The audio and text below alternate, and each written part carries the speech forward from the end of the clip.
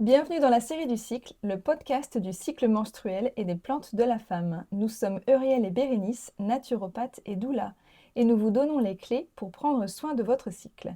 Aujourd'hui, épisode 5, nous allons vous parler de l'utilisation des plantes dans le cycle menstruel. Après tout, notre podcast s'appelle La série du cycle, le podcast du cycle menstruel et des plantes de la femme.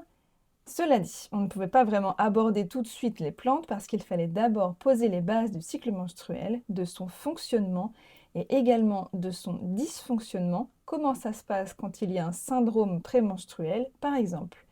Alors si ce n'est pas déjà fait, vous pouvez aller écouter les épisodes précédents dans lesquels on vous explique tout sur le cycle féminin. Vous pouvez les retrouver sur les plateformes Spotify et YouTube. Bon, maintenant que les bases sont posées, allons-y, on peut vous parler des plantes. Alors, un peu d'histoire. Il faut savoir que les plantes ont toujours accompagné les femmes. Les femmes, elles avaient pour rôle traditionnellement de s'occuper du foyer et d'assurer les soins à la personne.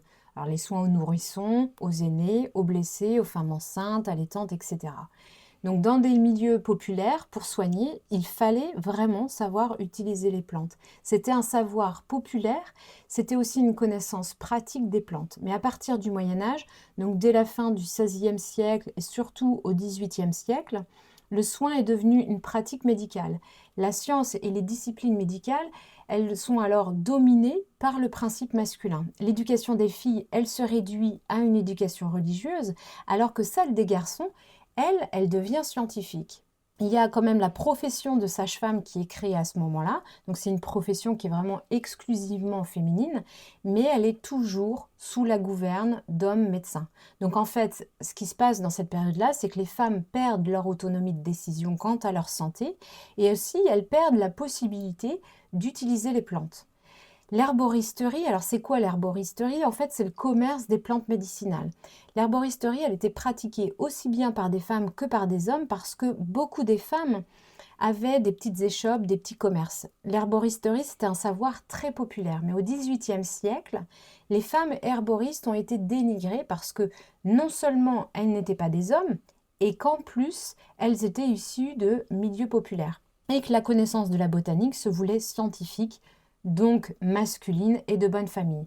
Il faut comprendre que le monde médical redoutait surtout le savoir des femmes sur l'usage contraceptif et abortif des plantes.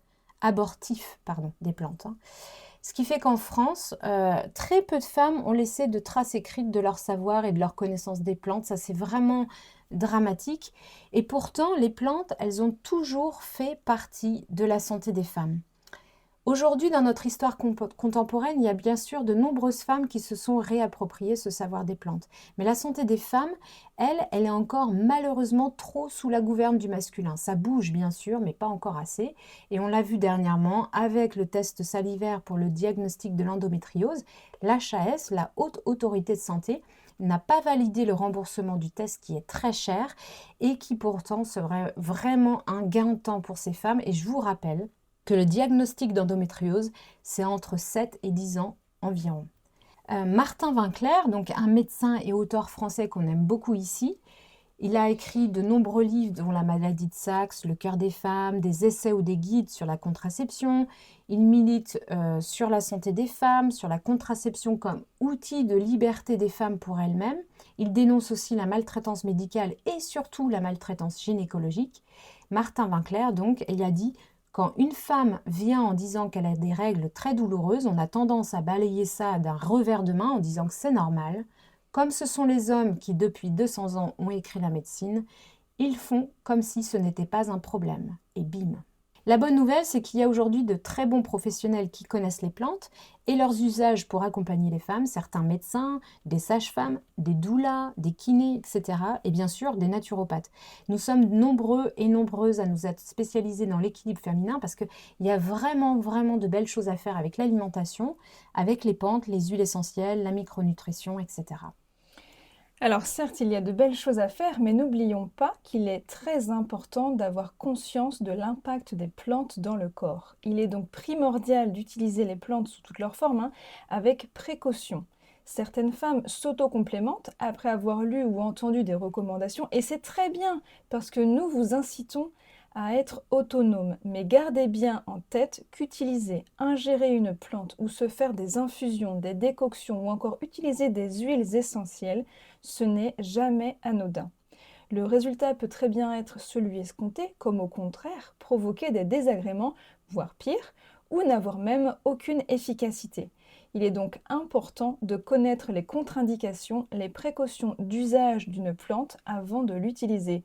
Et je dirais même plus, attention aux interactions médicamenteuses, et celles-là, on s'y attend beaucoup moins.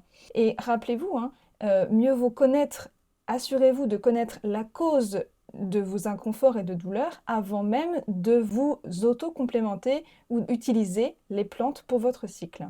Alors certes, lisez, documentez-vous.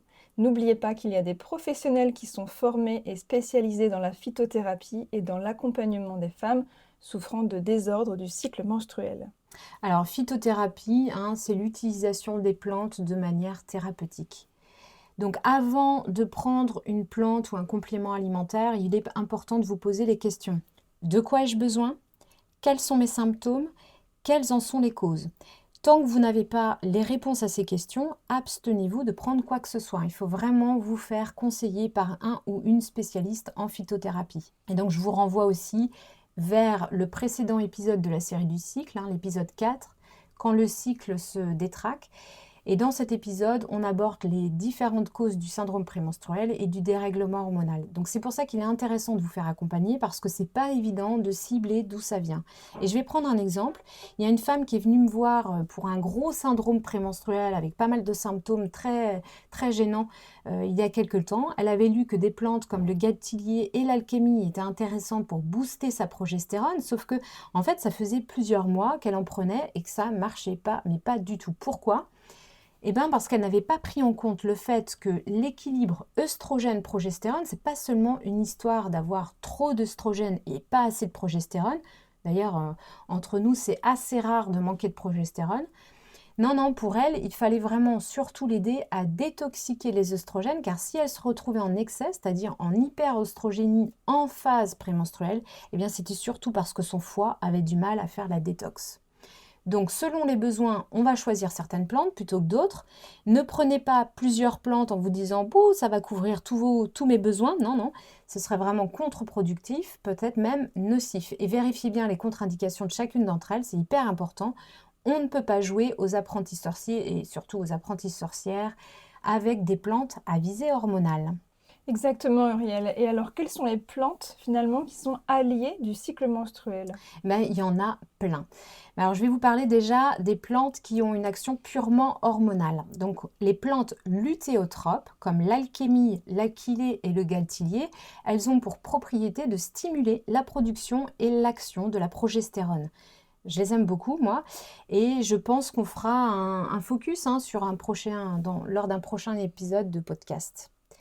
D'autres ont une action phytoœstrogénique, comme la sauge, le lin, le trèfle rouge, l'acté à grappe noire notamment.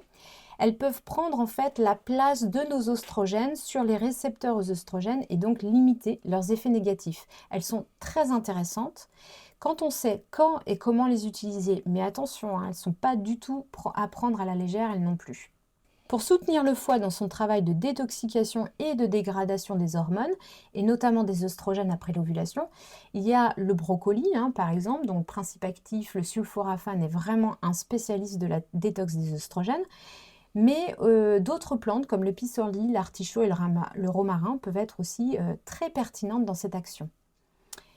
Dans certains cas, il est aussi utile de faciliter les menstruations, de faciliter aussi l'évacuation du sang, donc par exemple quand ça bloque, quand ça stagne ou encore quand les règles sont irrégulières. Et ça, c'est possible avec des plantes dites emménagogues comme l'armoise par exemple ou l'achillée qui est aussi hémostatique. Hémostatique, ça veut dire quoi? Ça veut dire qu'elle stoppe ou qu'elle régule les hémorragies. Il y a aussi des plantes qui travaillent sur la peau, comme la bardane, l'orthyracine, le pissenlit et la fumetaire. Elles n'agissent pas toutes de la même façon, donc en fonction des différentes problématiques de la peau, on va s'orienter plutôt vers l'une ou plutôt vers l'autre. Et puis, il ne faut pas oublier les plantes du système nerveux parce que le stress, l'anxiété et les sautes d'humeur, ça peut être très, très, très présent en cas de syndrome prémenstruel. Et dans ce cas-là, je vais penser au griffonia, au millepertuis, à la rhodiole, à la passiflore ou encore la mélisse. Là encore, elles agissent différemment. Donc, on va les choisir en fonction des besoins et en fonction des modes d'action, bien sûr, de leur contre-indication. Il ne faut pas oublier non plus la gémothérapie. C'est quoi? C'est l'utilisation des bourgeons, donc par exemple le bourgeon de framboisier, de pommier ou encore d'érel. Il ne faut pas oublier non plus les huiles essentielles qui sont elles aussi très intéressantes. Et les plantes ne sont pas les seuls alliés des femmes, il y a aussi la micronutrition, c'est-à-dire l'utilisation des complexes de vitamines, minéraux, antioxydants ou oligo-éléments qui peuvent être les bienvenus, notamment lorsqu'il y a une carence et qui permettent un meilleur fonctionnement de l'organisme. Et donc ça, je pense que ça fera l'objet aussi d'un prochain épisode. Tout à fait. Donc encore une fois, il ne faut pas faire n'importe quoi avec les plantes, elles sont puissantes, elles peuvent vraiment vous aider à retrouver l'équilibre, mais il faut savoir les utiliser, à quel moment du cycle, connaître leurs interactions, donc on a dit avec les médicaments, mais aussi les interactions entre elles, leurs contre-indications, ça on l'a déjà assez dit. Les dosages, eux, varient en fonction de leur forme, donc il y a des plantes sèches, des plantes sous forme liquide, des plantes entières, des extraits, en teinture mère, en infusion, en décoction, etc., etc. Super, on espère que ça vous a plu. Au travers de ce podcast, on veut vous amener à vous connaître, à savoir quand vous avez besoin de ralentir et quand vous avez l'énergie de vous mettre en action. Merci beaucoup de nous avoir écoutés. C'était Euriel, naturopathe et masseuse. J'accompagne avec la naturopathie les femmes qui souhaitent retrouver un équilibre hormonal naturellement, donc en cas de syndrome prémenstruel, SOPK et endométriose notamment. Et Bérénice, doula, je vous offre une écoute, un soutien émotionnel et corporel pour accompagner votre cheminement et appréhender sereinement les grands passages de votre féminité. Pour réécouter les épisodes précédents de la série du cycle, c'est sur Spotify et YouTube. Retrouvez-nous aussi sur nos comptes Instagram euriel.naturiel et Malita Doula. Rendez-vous le mois prochain, on a hâte. Et pour vos questions, vos commentaires, nous y répondrons dans un prochain épisode. À bientôt! À bientôt!